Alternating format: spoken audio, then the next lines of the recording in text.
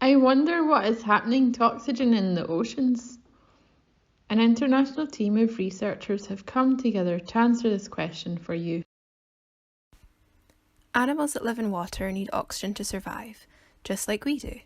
We get our oxygen through the air that we breathe, and they get theirs through oxygen dissolved in water.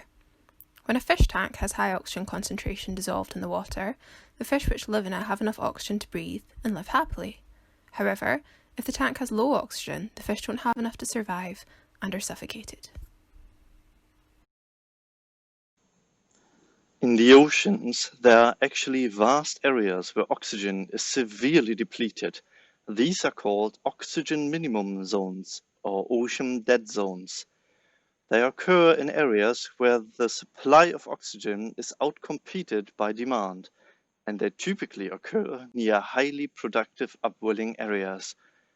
Oxygen minimum zones commonly occur between water depths of 200 and 1000 meters.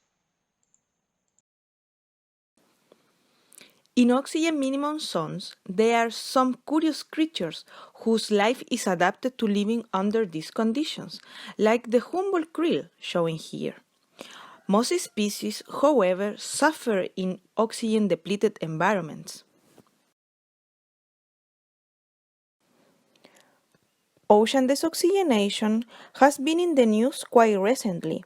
There have been reports of temporary expansion of low oxygen zones in coastal areas of North and South America and India that have led to mortality events of fish and other marine organisms.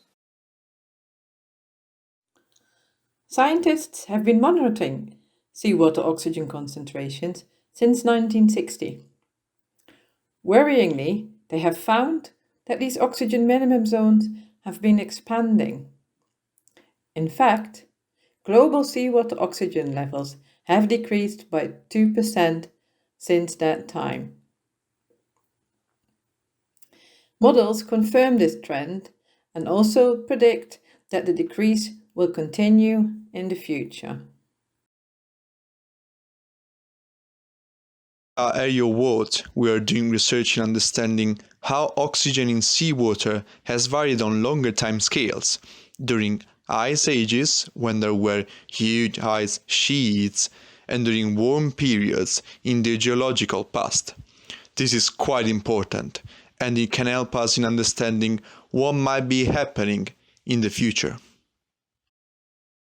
To study the oxygen in the past, we use microorganisms called foraminifera that live in the surface ocean and in the sediments. Here is an overview of the creative team and their favorite foraminifera. If you have any questions about the research, get in touch with us via Twitter. And further information about ocean deoxygenation can be found under the links on these pages.